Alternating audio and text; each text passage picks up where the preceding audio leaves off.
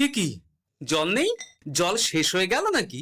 এই জানো তো, গ্রামের সব জলাশয়ের জলস্তর না নেমে গেছে, পুকুরও শুকিয়ে গেছে, কুয়োতে জল অনেক নিচে চলে গেছে। কি যে হবে কে জানে।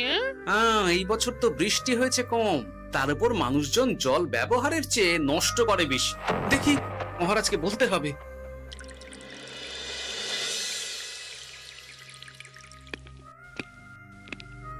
এই তো গোপাল এসে গেছে। শুনেছো, রাজ্যে সকল জলাশয়ে শুধু শুনিনি, চাক্ষুষ দেখেছি, আর এর কারণ ও তার সমাধানও ভেবে এসেছি মহারাজ। তুমি কি বলতে চাইছো সেটা বলো না খোলসা করে। মহারাজ, আসন্ন দিনে জলাভাব মেটানোর একটাই উপায়, তা হলো প্রজাদের উপর কর চাপানো। মহারাজ, আমার ঠাকুরদা বলতেন, যা মেলে মূল্য বিনে তার মূল্য কে আর জানে। আমরা যেহেতু জলের মতো এত মূল্যবান সম্পদ বিনামূল্যে পাচ্ছি, তাই একে গুরুত্ব দিতে শিখিনি। সবাই মিলে দেদার জলের অপচয় করছে। আমি এই অপচয়ের বিরুদ্ধে কর বসানোর পরামর্শ দিচ্ছি মহারাজ। জলের জন্য দেবে দাম, ছুটে যাবে কাল ঘাম। হ্যাঁ, যখনই জলের জন্য কর দিতে হবে, তখনই জলের অপচয় বন্ধ হবে। এতে লাভটা কি হবে গোপাল? মানুষ কম জলে কাজ করা শিখে যাবে, ফলে আগামী দিনে যদি জল সম্পদ কমেও যায়, এই কৃষ্ণনগরের প্রজারা আগে থেকেই তার জন্য প্রস্তুত হয়ে যাবেন। কিন্তু আমি আমার প্রজাদের কাছ থেকে জলের দাম নেব গোপাল? না মহারাজ, কর বাবদ যে অর্থ উপার্জন হবে, তার সাথে আপনার দান মিলিয়ে রাজ্যের মধ্যে একটা বিরাট কৃত্রিম জলাধার বানানো হবে। বাহ বাহ বাহ! যেখানে বৃষ্টির জল সংরক্ষণ করা যাবে মহারাজ। এতে সারা বছর ধরে আর কোনো জলের অভাব থাকবে না মহারাজ। গোপালের প্রস্তাব বড় ভালো লেগেছে। আগামী দিনে ইতিহাসে এই কর্মযজ্ঞের কথা লেখা থাকবে বলেই আমার বিশ্বাস। আর তাই আমি গোপালকে এই মুহূর্তে 50টি স্বর্ণমোহর উপহার দেব বলে ঘোষণা করছি। সাধু সাধু সাধু।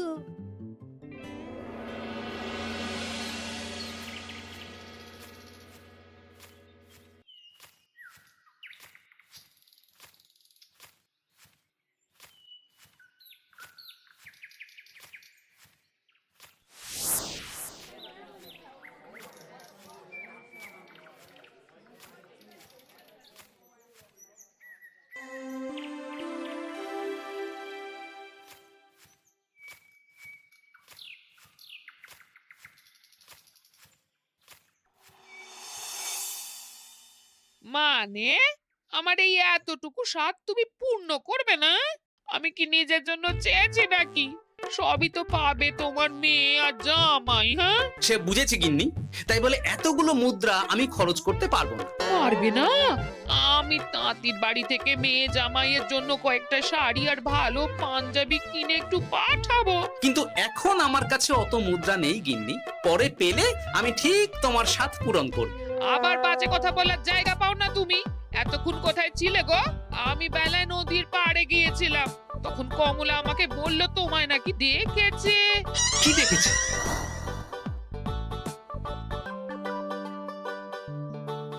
কোথায় গেল? এত বড় মুদ্রার থলে কি হাওয়াতে উবে গেল নাকি? এই রে, এ তো মহা ঝামেলা। কখন কি যে গিন্নিকে খবর দিচ্ছে সেটা টেরও পাইনি। বলি মুখে কুলু পাটলে যে বড়, বলি রাজা মশাইয়ের কাছ থেকে যে এত রোজগার করো, সেই মুদ্রা যায় কোথায়? আহ, কানের মাথা খেও না তো। আমি কি তোমার কোনো কিছুর অভাব রেখেছি? বলো একবার। খাওয়া পড়া কোনো কিছুর তো কোনো খামতি নেই তোমার। মানছি রাখোনি, কিন্তু তাই বলে আমিও তোমার স্ত্রী, তোমার গিন্নি গো, গিন্নি, তাই না? আমার তো জানার অধিকার আছে নাকি যে তোমার উপার্জনের অর্থ করি সব কোথায় যাচ্ছে?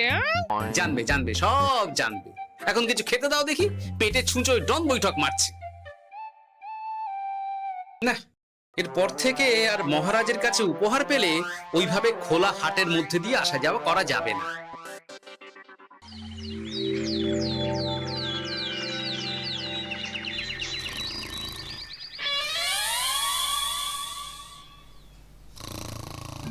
তোমার আর কোনো চিন্তা নেই গোপাল। আমি তোমার মাসোহারা তো বাড়িয়ে দিলাম, সঙ্গে প্রত্যেক দিন তুমি 10 মোহর করে পারিতোষিক পাবে। এই নাও। আহ, এই ভোরবেলায় একটা জব্বর স্বপ্ন দেখা গেল বটে। এই স্বপ্ন খুলে গেলে আর কোনো চিন্তা নেই। গিন্নি, ও গিন্নি, বলি গেলে কোথায়? গিন্নি, সাড়া নেই। ও গিন্নি, রাগ করলে নাকি গো? আরে এসো এসো, এমন একটা স্বপ্ন দেখেছি না যে তোমার আর কোনো চিন্তা থাকবে না গিন্নি। মোহর আর মুদ্রা একেবারে ঝরে পড়বে গো।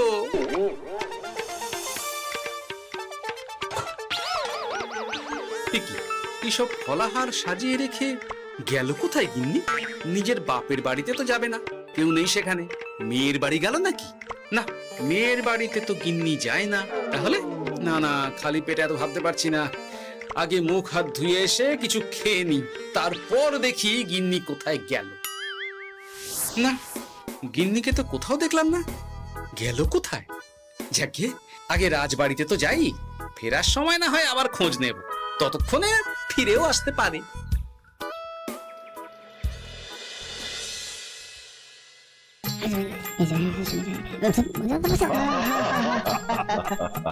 বাহ বাহ বাহ, একেই বোধহয় বলে সঙ্গগুণ। অনেকদিন এত হাসি নিয়ে। যা বলেছেন মহারাজ। হাসির চোটে পেটে ধরছে খিল। কর্তা আর গিন্নিতে দেখছি রয়েছে অনেক বেল। ঠিক গিন্নি, তুমি এখানে কি করছো? এ কি গোপাল, তুমি রাজসভায় এলে যে বড়? তুমি নাকি রাজসভার কাজ থেকে অবসর নিতে চেয়েছো? হ্যাঁ, এই কথা কে বললো মহারাজ? এই তো উনি বললেন। বলি আমি আবার কি করব? তুমি আমায় একটা কাজ দিলে আর সেটা আমি করব না বলো? আমি তোমায় কাজ দিলাম? কি কাজ? বাবা গোপাল, তুমি কি আকাশ থেকে পড়লে নাকি? তুমি তো তোমার গিন্নিকে বলে পাঠিয়েছো যে তুমি আর রাজসভার কাজে যোগ দিতে চাও না। তোমার নাকি আর কাজে মতি নেই, তুমি বিশ্রাম চাও। এই রে, গিন্নি দেখি ভয়ঙ্কর চাল দিয়েছে। আমার নামে রাজসভায় এসে এইসব বলেছে। তাই কথা ঠিকই গোপাল, যে তোমার অবসর গ্রহণের কথা শুনে আমি বিশেষ মনমরা হয়ে পড়েছিলাম। কিন্তু তোমার গিন্নি যেভাবে রাজসভায় হাসি মজা হুল্লোড় পরিবেশন করছে, তাতে আমার মনে হচ্ছে এ সাপে বর হয়েছে। এই বেলা যদি গোপালকে কায়দা করে রাজসভা থেকে তাড়ানো যায়, তাহলে আমার পথ থেকে বিরাট বড় একটা কাঁটা উপড়ে ফেলা যাবে। গোপাল গিন্নি সবার মধ্যে বিলিয়েছেন হাসি, তার জন্য রাজামশাই হয়েছেন ভারী খুশি। হ্যাঁ গোপাল, তাই আমি ঠিক করেছি তোমার স্থানে আমি তোমার গিন্নিকেই বহাল করব। হ্যাঁ, তোমার সঙ্গে ঘর সংসার করে ওর বুদ্ধি বেশ খোলতাই হয়েছে, সেটা বোঝাই যাচ্ছে। এছাড়াও আমাদের অনেক পরামর্শ দিয়ে সাহায্যও করতে পারবে। তাছাড়া উনি মহিলা বলে অন্দরমহলেও যেতে পারবেন, রানীমাও খুশি হবেন বলেই তো আমার বিশ্বাস। কি গোপাল গিন্নি, তোমার এই কাজ করতে কোনো আপত্তি নেই তো? আপত্তি কেন থাকবে মহারাজ? আমি ধন্য আপনি আমায় এত বড় সম্মান দিচ্ছেন বলে। এ তুমি আমার কত বড় সর্বনাশ করলে গিন্নি। তুমি কিনা শেষে আমার চাকরিটাই খেলে। এটা গোপালের জন্য বড় ভালো হলো, তাই না? কোনো কাজ করতে হবে না, কিন্তু রোজগার আগের মতোই থাকবে। অবসর আর উপার্জন একসাথে। না হে গোপাল, তুমি আর এখানে কাঁচু মাচু মুখে দাঁড়িয়ে না থেকে নিজের বিশ্রামে ব্যাঘাত ঘটিও না। আমাকে সবার কাজ শুরু করতে দাও। যথা আজ্ঞা মহারাজ।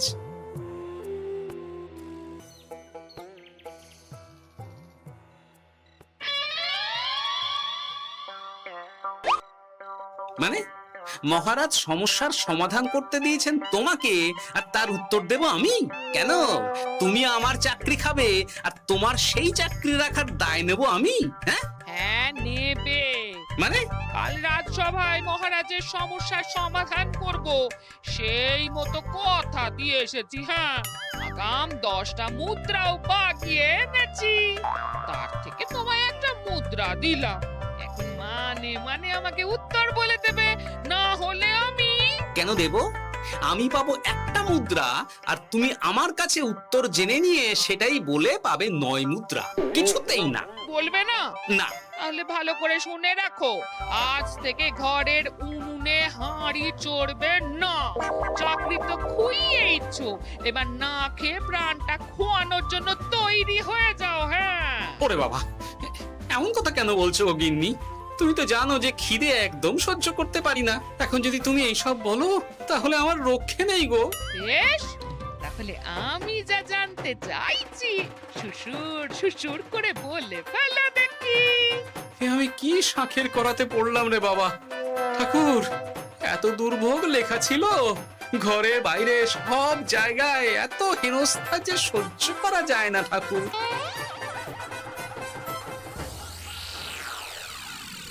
একেই তো বলে গো গিন্নি, মেঘনা চাইতেই জল।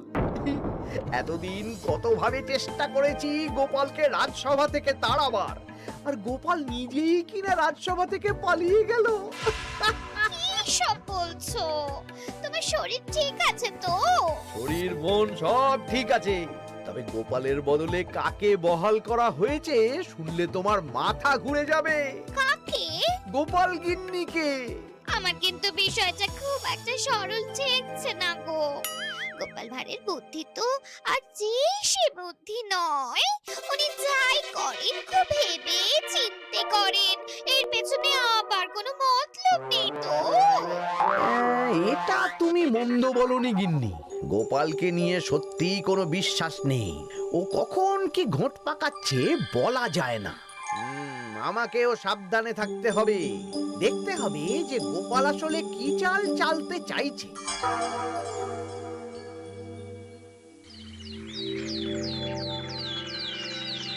হ্যাঁ গোপাল গিন্নি, এই একটাই প্রশ্ন আমায় সারা রাত ধরে জাগিয়ে রেখেছে। মানুষ মরে ভূত হয়, ভূত কি মরে? তাহলে ভূত মরলে কি হয়? মানে মহারাজ, এই প্রশ্নের উত্তর আমার আজকে দিতে ইচ্ছে করছে না। হ্যাঁ, আমি না হয় আপনাকে আগামীকাল এই প্রশ্নের উত্তর দেব, ঠিক আছে? হ্যাঁ, গাছ থেকে পড়ে গেলে জাপটে ধরে ডালকে। আজকের প্রশ্নের উত্তর উনি দেবেন কালকে। না হে গোপাল গিন্নি, তা হয় না। এই প্রশ্ন আমাকে সারা রাত বিচলিত করেছে। আবার যদি আজকেও এই প্রশ্নের উত্তর না পাই, তাহলে তো আবার একটা নিদ্রাহীন রাত আমাকে কাটাতে হবে। মানে আমি বলছিলাম কি মহারাজ, গোপাল গিন্নি তো সদ্য এই কাজে বহাল হয়েছে, তাই তাকে তো একটু সময় দেওয়া দরকার নাকি? কিন্তু প্রশ্নের উত্তর না পেলে যদি মহারাজের শরীর খারাপ হয়, তার দায় কে নেবে মন্ত্রী মশাই? এই রে, এখন আমি কি করব? এ তো মহা বিপদে পড়লাম দেখছি। আচ্ছা মহারাজ, ঠিক আছে ঠিক আছে, আমি এই প্রশ্নের উত্তর দেব, কিন্তু আমার না একটু সমস্যা আছে। খোলা হাওয়াতে গিয়ে না দাঁড়ালে আমার ঠিক মাথা খোলে না, তাই বলছিলাম। তাই না হয় যাও, হাওয়া খেয়ে এসে মাথাটা খোলতাই করে নাও, কিন্তু এই প্রশ্নের উত্তর আমাকে আজকেই দিতে হবে। হ্যাঁ, উফ, এই যে কি সমস্যা!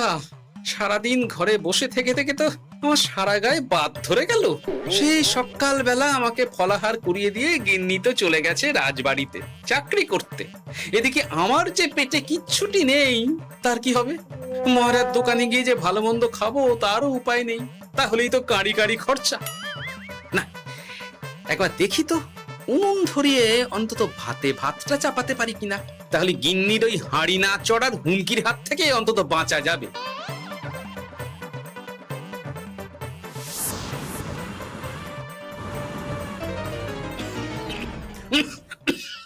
ও বাবা গো, ও বাবা, এত কেসে কেসে সোজা শেষ যাত্রা হয়ে যাবে আমার। না, এর চেয়ে না খেয়ে মরাও ঢের ভালো। দেখি তুমি বাড়িতে কেন? এত হাঁপাচ্ছ কেন? ষাঁড়ে তাড়া করেছে নাকি? আরে না গো, মানুষ মরে ভূত হয়, ভূত কি মরে?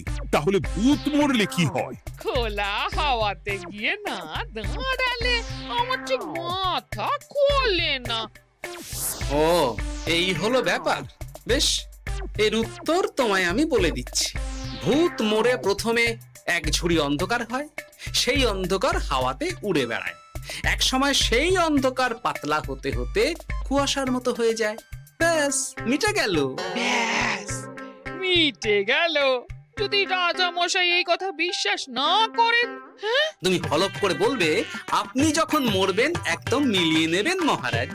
এর চেয়ে এক পা এদিক ওদিক হয় না যেন। হ্যাঁ, এই না হলে তুমি গোপাল ভাঁড়, বুঝেছো তাহলে? এই তুমি চিন্তা করো না, রাজবাড়ি থেকে ফেরার সময় আমি তোমার জন্য অনেক অনেক বাজার করে আনবো, ঠিক আছে? এই আমি যাই। এ তো ভারী মজা হলো।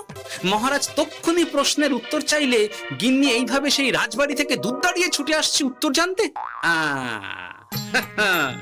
আমাকে তুমি একটা চাল দিয়ে কুপকাত করেছো তো গিন্নি। এইবার বুঝবে কত ধানে কত চাল।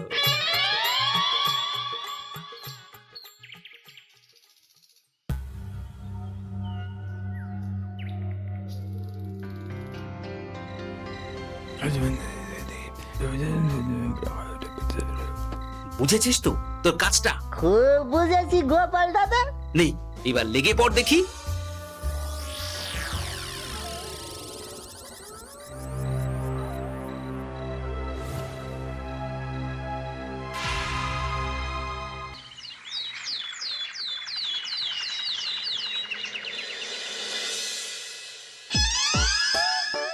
তাহলে আর বলছি কি তোমাদের, সকাল বেলায় উঠে দেখি মুখের এই হাল।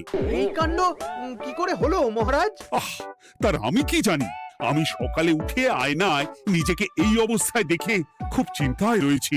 গোপাল গিন্নি, আগে মহারাজ, গোপাল থাকলে যে কাজ করত সেটা তো তোমাকেই করতে হবে, বলতে হবে এর সমাধান কি। হ্যাঁ মানে মানে আমি হ্যাঁ হ্যাঁ, আমার মনে আছে। তোমার তো আবার হাওয়া না খেলে চলে না। যাও যাও, তাড়াতাড়ি হাওয়া খেয়ে এর উত্তর নিয়ে এসো।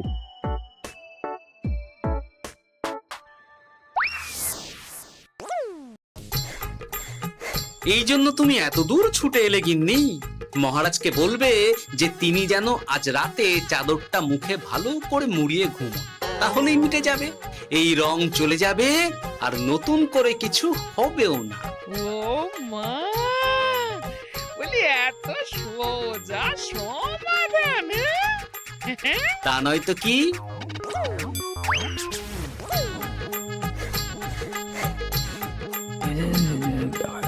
কাল সারা রাত আকাশে একবার দেখলাম চাঁদ উঠেছে, আর একবার দেখলাম ঘোর অমাবস্যা। এর কারণ কি? একই রাতে দুই তিথি হয় কি করে? মানে আর একটা সমস্যা। হ্যাঁ, এটা আগে বললেই তো হতো মহারাজ।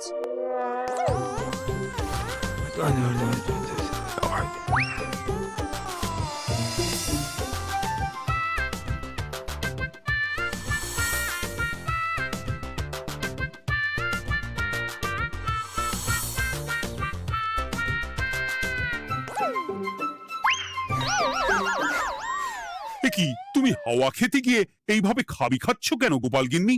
এর কারণ আমি জানি মহারাজ। সে কি কাণ্ড! তুমি কি করে জানলে? গোপাল গিন্নি মোটেও হাওয়া খেতে যায়নি মহারাজ, সে গেছিল নিজের বাড়িতে গোপালের কাছে আপনার বলা প্রশ্নের উত্তর জেনে আসতে। মানে গোপাল গিন্নি তার মানে আমাকে ঠকিয়েছে? তা জানি না মহারাজ, তবে আমার মনে হয় এর পেছনে গোপালের কোনো গভীর ষড়যন্ত্র আছে, না হলে সে এমনটা করবে কেন?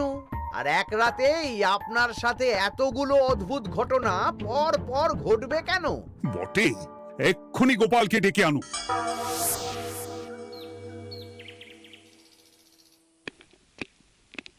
না মহারাজ, আমি সত্যি অবসর চেয়েছিলাম, আর তাই আমার গিন্নি আপনার কাছে এসে বলেছিল। ওর কোনো দোষ নেই মহারাজ। না মহারাজ, আমি মিথ্যে কথা বলেছি। হ্যাঁ, উনি আপনার কাছ থেকে পাওয়া সোনার মোহর নিয়ে বাড়ি যান না, তাই আমি ওকে শায়েস্তা করতেই এই ফন্দি করেছিলাম।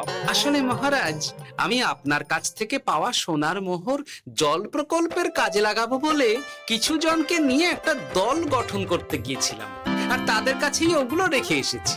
এটা যদি আমার দোষ হয় তাহলে আমি ক্ষমা প্রার্থী মহারাজ। সাধু গোপাল, সাধু তোমার উত্তর। এই কাণ্ড! আর এদিকে রাজবাড়ি থেকে বাড়ি, আর বাড়ি থেকে রাজবাড়ি করতে করতে আমার প্রাণ ওষ্ঠাগত হয়ে গেছে মহারাজ। ওহ, আমার ঘাট হয়েছে, আপনি আমায় ক্ষমা করে দিন মহারাজ। এইবার মজার টের পেয়েছ তো গিন্নি?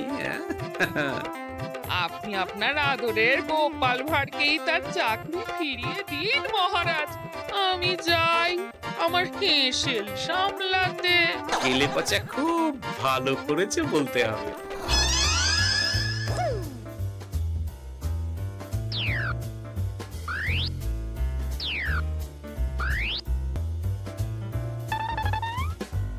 তবে মহারাজ, অমাবস্যা পূর্ণিমা সব আমার বুদ্ধিতেই কেলেপচা করেছিল।